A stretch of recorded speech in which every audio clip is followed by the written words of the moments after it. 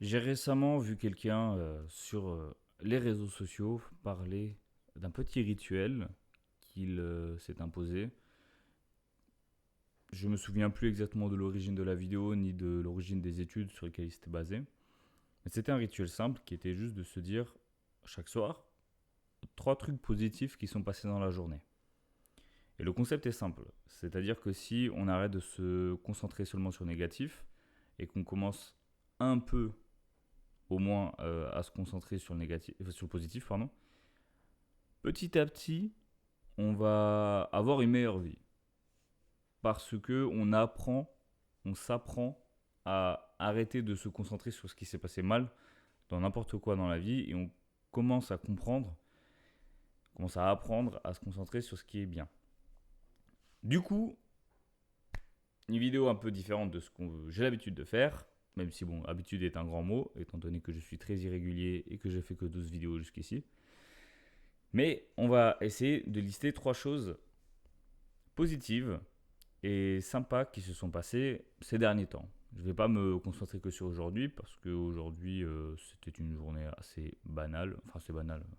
J'étais à Besançon chez ma copine et là je suis rentré à Strasbourg. Donc finalement, j'étais en télétravail aussi, donc j'ai juste bossé finalement. Mais bon, en général, qu'est-ce qui s'est passé de bien on va dire, ces dernières semaines, ces derniers mois. Premier truc, je pense, qui, moi, m'a fait du bien, c'est, j'en ai déjà parlé, c'est le livre La librairie Morisaki. C'est un livre qui m'a beaucoup inspiré, qui m'a beaucoup aidé quand je l'ai lu. Ça m'a voir le personnage évoluer, voir Takako, il me semble que c'est comme ça qu'elle s'appelle, évoluer à travers cette mélancolie vers une personne forte, vers quelqu'un qui s'affirme. Je suis pas quelqu'un qui a peur de s'affirmer, mais ça m'a quand même fait du bien de voir une success story de ce genre qui ne, pour une fois, n'est pas une success story comme on veut essayer de nous faire croire partout. C'est-à-dire qu'elle n'est pas devenue millionnaire, elle est devenue riche en amitié et en famille. Donc ça, c'est une bonne chose qui m'est arrivée, j'ai l'impression ces derniers temps.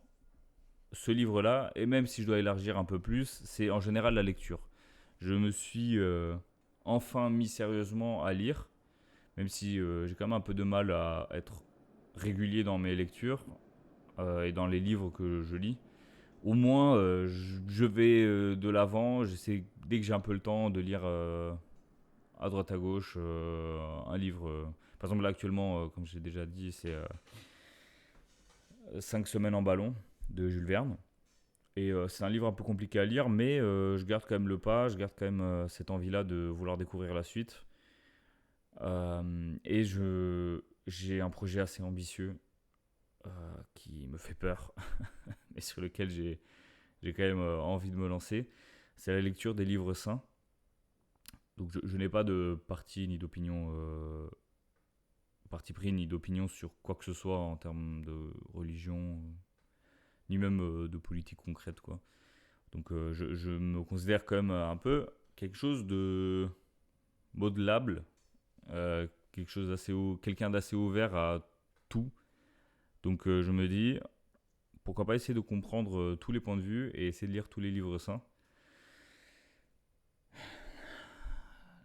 Je me suis acheté aujourd'hui la Bible, déjà. Je me suis dit, je vais commencer par ça. Étant d'une famille roumaine orthodoxe, on va dire que je suis le plus proche de ça, donc pourquoi pas commencer avec ça. C'est un sacré bouquin, c'est un sacré pavé à lire, donc c'est pour ça que ça me fait peur. Ça risque d'être assez long à faire.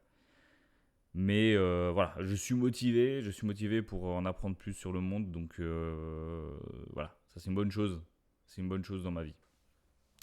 Ensuite, une autre bonne chose, je dirais, c'est un retour aux bases vis-à-vis de mes amis. Quand je suis parti 4 mois en Corée et les semaines, voire les mois qui ont suivi, je me suis un peu éloigné de toutes les personnes avec qui j'avais des amitiés à la base. Enfin, éloigné, c'est un grand mot. C'est juste je prenais moins la peine d'entretenir ces relations-là parce que j'étais distrait, parce que j'avais autre chose sur la tête, parce que j'avais d'autres amis qui s'étaient ajoutés au lot. Et ces derniers temps, j'ai commencé à voyager, je suis parti un peu à droite à gauche, j'ai revu plein d'amis à moi, et là la consécration c'était ce week-end où j'ai littéralement vu tout mon groupe d'amis euh, sans... Il y avait personne qui manquait à l'appel, et ça c'était génial, ça m'a vraiment fait beaucoup de bien. Bon, je me suis mis aussi une sacrée race, ce qui est un peu moins bien parce que hier j'étais vraiment pas bien. J'étais pas du tout dans mon assiette. Mais au moins je me suis quand même régalé, je me suis bien amusé avec mes amis. Donc je pense que c'est une bonne chose. Je pense que c'est quelque chose dont je peux être fier, donc je peux être content parce que c'est positif et que je me suis pas isolé par rapport à ça. Je me suis pas dit que ça allait mal se passer et j'ai pris la chose du bon côté et je suis parti plein de bonne volonté et tant mieux parce que j'ai vraiment revu beaucoup de gens que j'appréciais énormément quand j'étais encore en école d'ingé. J'ai pas encore mon diplôme, mais ça fait un an que j'ai pas mis le pied dans mon école. Donc, ensuite, dernière chose, parce qu'on s'arrête à 3 pour le moment, j'ai osé, j'ai osé sortir mes musiques et lancer la 4e saison de ma marque de vêtements avec mon pote. J'ai enfin osé de faire tout ça, de me dire ok, c'est peut-être pas parfait, c'est peut-être pas peut-être peut-être ça va mal vieillir d'ici 4 ans, 5 ans, voire d'ici 6 mois s'il faut. Mais au moins je le fais, au moins je me mets un coup de pied au cul et je me dis si je les ai fait pour que ça soit partagé, alors il faut que je les partage. Il faut que je partage ces créations-là avec le reste du monde, pouvoir faire profiter les autres aussi de ma réflexion. On reste humble quand même, je n'ai pas une réflexion très poussée sur les choses en général, mais je me suis dit quand même, au niveau de ma musique, je sais qu'il y a quand même quelques personnes dans mon entourage, voire des gens que je ne connais pas, qui apprécient ce que je fais. Donc pourquoi pas le sortir et juste venir se kiffer. Là, je prépare une représentation live enregistrée de mon album et d'autres musiques. On va le partager, on va essayer de se faire kiffer, quoi. Donc voilà, troisième chose dans laquelle je suis extrêmement fier. Et, et voilà. Là, j'ai plein de nouvelles idées. En fait, sortir ces projets-là, ça m'a libéré d'un poids. J'ai l'impression d'avoir libéré mon cahier de charge, d'avoir libéré de l'espace de stockage dans mon cerveau et dans mes peines et mes, euh, mes angoisses. Donc, je me suis dit, là, j'ai une dose de créativité exceptionnelle. J'ai un boost de la créativité. Et du coup, ça m'a relancé sur une nouvelle voie que je ne pensais pas explorer, que je ne pensais pas réexplorer surtout. Mon autre nom d'artiste, qui d'ailleurs à chaque fois je les mets dans ma description. J'ai sorti récemment l'album sous le nom de Sweet Lucas, qui est un peu du rap français, on va dire alternatif. Et je suis retourné sur Lucas, Luka, qui est de la folk R&B en anglais, que je ne pensais pas du tout je pensais pas du tout retoucher à ça. Je vais en parler. Vous savez quoi? Je vais le noter. Je vais vous parler de tout le lore autour de ça. Parce que ce n'est pas anodin les raisons pour lesquelles je voulais plus toucher à ça.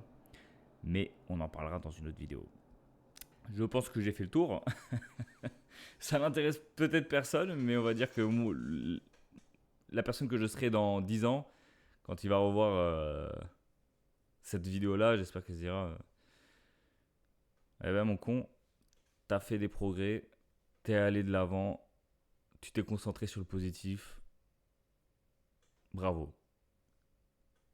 Essayez vous aussi, vous allez voir, vous allez vous réveiller de meilleure humeur demain. Restez positif.